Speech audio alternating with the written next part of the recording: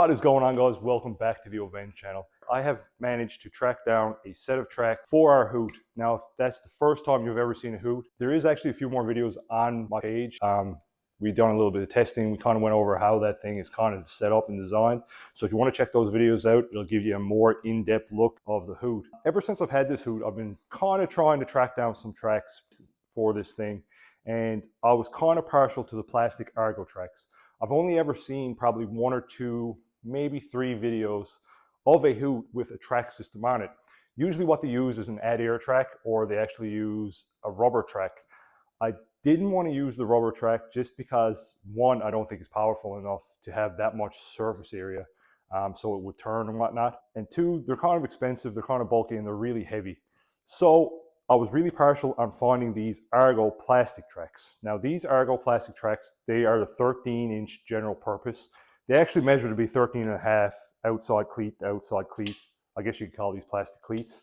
The reason I actually wanted to go with these is that they're extremely light. They're pretty durable. When you run these plastic tracks on an Argo, the machine is still water capable, which means it's amphibious still, which the Hoot is an amphibious 6-wheel vehicle. So I'm hopefully being able to run these on this and still being able to float if I need to. But I've never seen another Hoot with the plastic track system from Argo on there. So this is kind of going to be uncharted territory. Maybe someone else has done it, but the information and specs and everything on these Hoots are pretty, being that it's rare, I guess, it's pretty hard to get your hands on. There's not a whole lot of information on there. So I'm hoping we can make these tracks work. Now, if I'm being quite honest with you guys, they're not 10 carat, they're definitely not mint, but being that we're in Newfoundland and anyone that has these plastic tracks usually has them on their Argo. And if they're ever going to sell the Argo, well, they sell it as a package. They don't want to split it up, which is understandable. I did reach out to a couple guys on Marketplace and whatnot, and they just didn't want to split up the tracks in the Argo. And totally understandable. So to find standalone tracks was actually pretty hard, especially these plastic ones. So I'm hoping with the two lengths that I have that are already put together and these other 6 cleats, I'm hoping I'm going to be able to make 2 really nice tracks out of everything, I hope. But first and foremost, what we actually have to do, I actually have to get this Hoot up in the air. We have to take the tires off, and I need to make wheel spacers to make all this fit.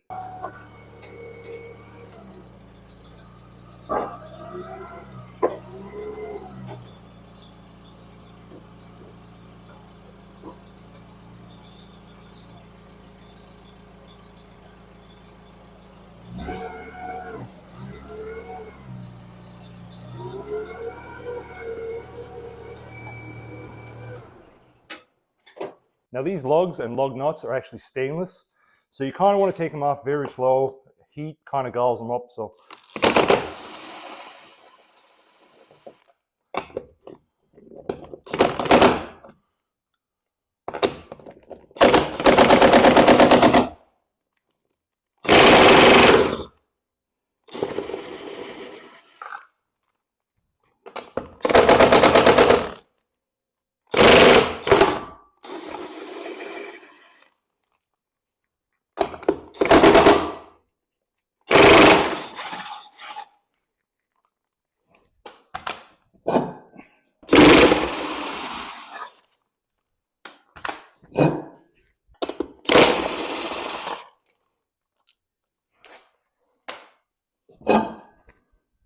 So if we take this other piece of track that we have here, kind of wrap it around our wheel, we see that we kind of have to make quite a bit of clearance. Now I've actually went ahead and measured this. I'm going to make a wheel spacer that's probably roughly 2 1/4. That should give us plenty of clearance between here and our tub. So another thing we need to take into account, guys, is our space between here and the tub itself. Now I'm not going to cut this tub. These things are just too rare, and this one's too nice to modify the tub in any way. Now, if anybody is wondering, these are called Goodyear Runamucks. They're actually 22 by 10 by 8. They are tubeless. So if worse comes to worse, I guess I could probably go down to a 21 or 20 maybe. Unfortunately, I'd like to keep this size just because this thing is so low to the ground anyways. I'd like to keep all the ground clearance I could. Now, with that being said, these are actually very thin here. Like you only have, that may be 1/4 inch thick, probably a little bit less. So I think we will be fine.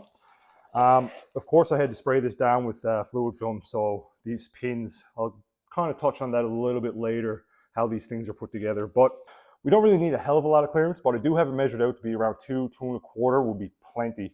And one thing that I'm kind of going to make a little bit more clearance between here and the tub for is that these tires actually don't fill out these cleats. So they are going to have a little bit of movement back and forth. So I want to make sure that when they are moving a little bit back and forth, that I do in fact have enough clearance here when they're shoved all the way in against this outer sidewall of these tires. And also, guys, if someone is actually wondering, the back spacing on this wheel is the exact same on both sides. You have 4 inches, 4 inches. So the mounting flange is exactly in the center. So I couldn't turn it either way. Like, sometimes rims have a different offset so that you can flip them around, turn them around, and you probably get a little bit more offset, a bit more poke outside. Unfortunately, these weren't designed to do that, so the wheel spacer is going way forward, unfortunately. So how I'm going to design the wheel spacer for this thing, I'm essentially just going to blow out a couple more flanges like this for each stub, which we have 6. So we're going to need 12 of these plates. Now I'm going to make these at a 3/16. We're going to get the bolt pattern. We're just going to kind of come out here 2 inches, and that's going to give us our offset between our tub, our inner sidewall of our tire. As you can see, we have a little bit of leakage and stuff here. So eventually one of these days I want to kind of strip all this down, put brand new bearings and seals and everything. But for the time being, we're just kind of winging it.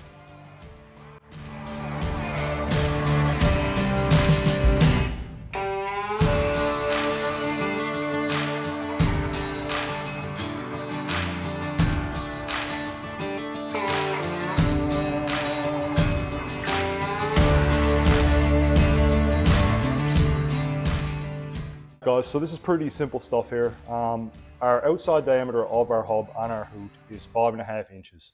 From here to here, that's a 5.5 inch measurement.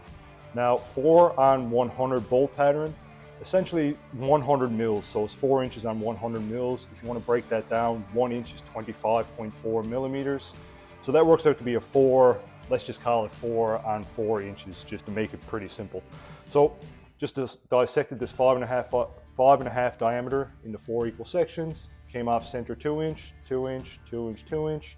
This 2.83 is essentially the measurement between the center of this stud and this stud, and that's pretty much as close as we're going to get it in inches without actually taking calipers and whatnot. Now I can convert that into mils, but for what we're trying to achieve, I think it's kind of overkill. Our stud diameter itself on the Hoot is 1/2 of an inch. So I think I added an extra 1/16 of a diameter on this just to give us a little bit of play when we put that on. Now there is one measurement and there is one thing that I haven't designed yet, and that's the center bore. Essentially I need to find out the outside or the OD dimension of the pipe I'm going to be using for the actual spacer. What that's going to allow me to do, I'm going to be able to come in here, set that up in the CAD drawing, and then that'll give me a nice central location to put that, so I don't have everything kind of cattywampus and when you're driving the tires are kind of out of line. I'll touch on that again a little bit in the future when it's all being cut out and we're fabricating it up. I'll show you exactly what I mean there, but pretty straightforward so far. I need to cut out 12 of these. Now I need to go find my pipe to see if I have any pipe around that we can actually make a spacer out of. Guys, so the only thing I have kicking around is this galvanized piece of pipe. So this is going to be insanely plenty strong. But the issue with this is that galvanized kind of sucks to work with, just due to the fact that it's zinc. Once you add some welding to this, all this zinc stuff, fumes kind of fly off, and it's kind of shitty to work with in that sense. But one thing that I wanted to do with this as well was I wanted to powder coat them, but where it's already zinc, I don't want to put that in my oven, bake that to 420, because it's just going to cause a lot of issues that I don't want to have. So unfortunately, we're probably just going to have to spray bomb these, but that's fine. It's not a big deal, I guess. So I actually went ahead and cut out a piece of 1/8 material. I'm going to be using 3/16, but this is 1/8. I had a lot of scrap around just for a test piece. So this is what I kind of mean by centralized. Now, as you can see, I can put this here, and all 12 pieces will be the exact same. Now, this one is a little bit loose, so I actually went back in the CAD program and tightened up this center hole, probably a 1/16, to see if that's going to be a little bit tighter there. That'll get away from this little bit of slop that more than likely, you know, you're going to kind of weld on this side, and then there may be a 1/16 of an inch over on the back side. If it's tighter, the more central it's going to be, and you're not going to get that candy wampus effect that you're kind of going. In this side of things, well, pretty much dead on.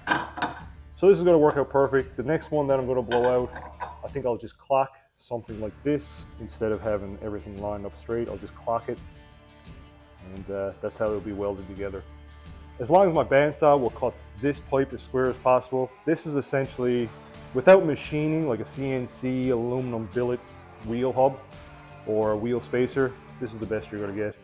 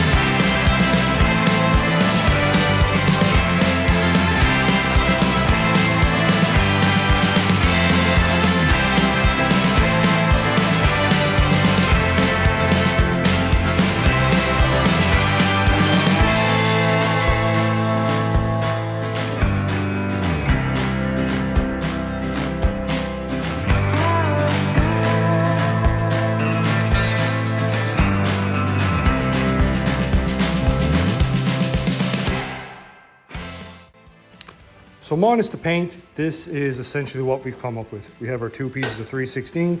These are just studs, essentially bolts that I got from the hardware store. Welded those on. And I'm probably gonna come in here and weld those out solid, but if you can see all the spatter, essentially that's the galvanized piping. This job definitely would have went a lot smoother if I didn't have galvanized piping. I just have regular mild steel. But hey, I guess bakers can't be choosers, and it was free. So that's where you get this spatter stuff, and I don't know, it's not the nicest stuff to work with, even though, as you can see, I came in here with the grinder, grinded it all down as much as I could, but I think that should be pretty good. As you can see, I put a hole here and a hole in the back. That allows everything to stay centered as well. So as far as I'm concerned, and I think that's going to be the best that we can get out of this shop anyways. Now, I will say that they're not perfectly balanced. It's not a high-speed machine anyways, but I mean, if you're gonna have a vibration or a little bit of a warble, your bearings are gonna get 8 and your seals are gonna get 8. So tried to keep it as square and clamped and tight as much as I could. Now I had to make 3 more for the other side, but I think what I may do before I go any further is put one side on, play with those tracks and see if it is gonna work at all, because once again, I'm not sure if anyone has ever put those Argo tracks on a Hoot. So without spending all that time and extra effort into it, I'll get one side kind of straightened away and see if I can get that installed and fitting properly, and then we'll nail the other side out.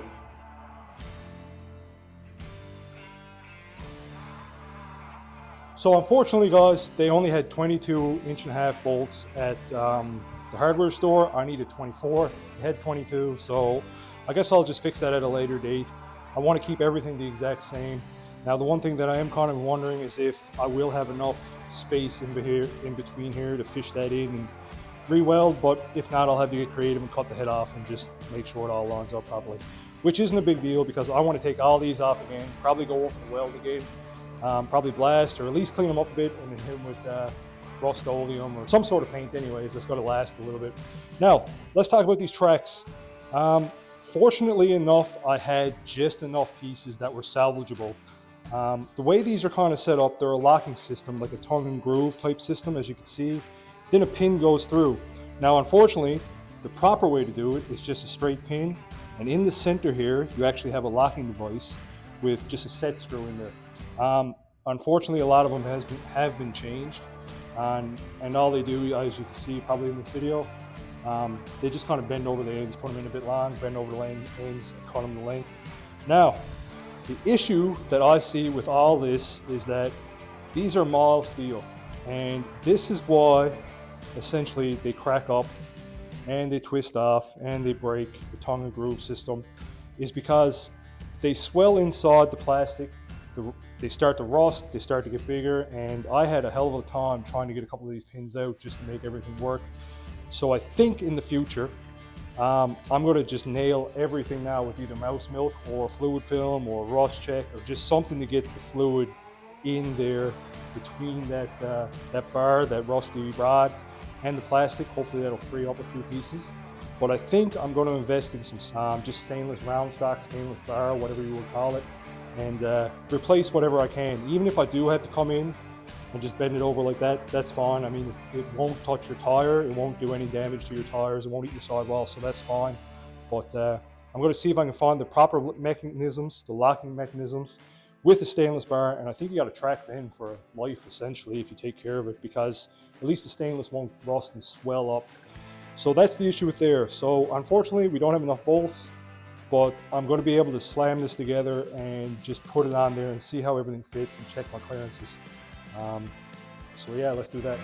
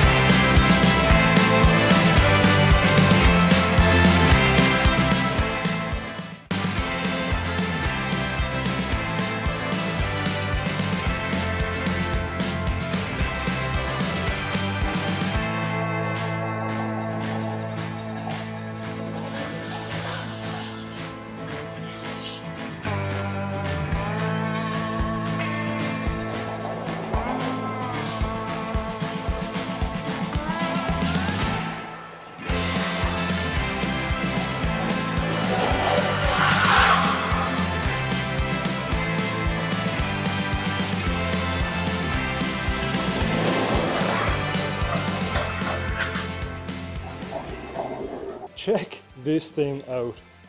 It's hella wide there now. I do have a clearance issue right here. I knew that was going to be an issue, but I think I'm one cleat too big. I think the tracks are a little bit too loose. I think if I had an extra hand here, probably one of my buddies, I could take a cleat out, probably ratchet strap it, put the air down in the tires once again.